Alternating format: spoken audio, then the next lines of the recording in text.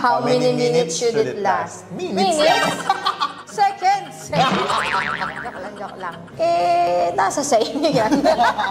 Nasa lalaki yan. Ang makakapagsabi ay side ng lalaki.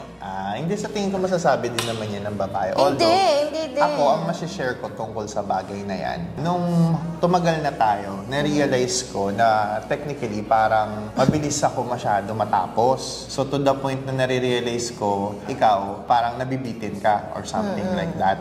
So, which is very common na nangyayari sa mga girls. I think maraming makaka-relate. So, dalawa lang yan. Kung either kaya mo ng multiple rounds or kaya mo ng matagal. Kung both hindi kaya, anong gagawin natin? So, kailangan mag-aral kayo ng strategy Mag-aral? para tumagal or kaya nyong damihan yung rounds. Kasi, para sa akin, sa perspective ng lalaki, basta man natapos na kami, it basically parang ano na yun, tapos na. Or, kung kaya mo pa, then makaka-recover ka after a few minutes or something like that. Although, sa mga tumatanda na,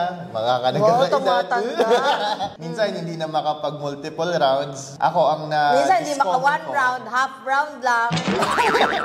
Minsan ang na-realize ko, parang I should do something to strategize na mas mapapatagal ko. Not for me alone, kasi syempre, alam ko, baka hindi masasatisfy. Yung girl. Kaya ang purpose naman ng ganun, to enjoy, diba?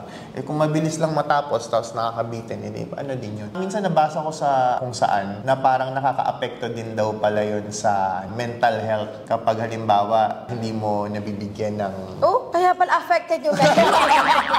Kaya pala super affected yung mental health. At least concerned ako sa'yo, diba? Hindi ko masyadong iniisip lang na, okay na ako, di bahala ka sa buhay mo. Talaga ba? Oo, I'm trying to do something about it na ma-improve ko yung sarili ko para sa ganon.